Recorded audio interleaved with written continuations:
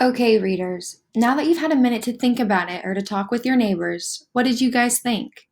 I'm sure some of you thought that Grace and Melody would fight, or some of you might have even thought that they would get past it and they wouldn't fight. Think, what is the reason behind y'all's predictions? What do you know from the book about the characters or your knowledge of how stories go? How did you guys come to this conclusion?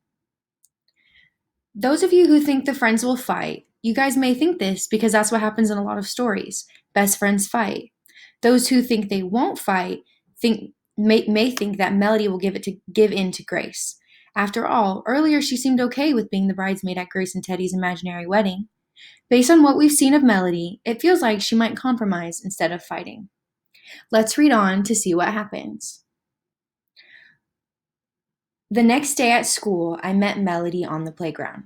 Is Teddy here yet? I asked. Melody shrugged. I don't know. For the first time since we met, Melanie and I didn't know what to say to each other. Melody kicked small stones in the dirt and I watched them roll. Becky came running up to us. Hey, did you hear? Becky said. Teddy Jackson has a girlfriend. He does? Melanie and I said together. Yes, Becky said. He and Sophie Williams are going out. He told her he liked her yesterday at the soccer game. Look! Melody and I looked at where Becky was pointing.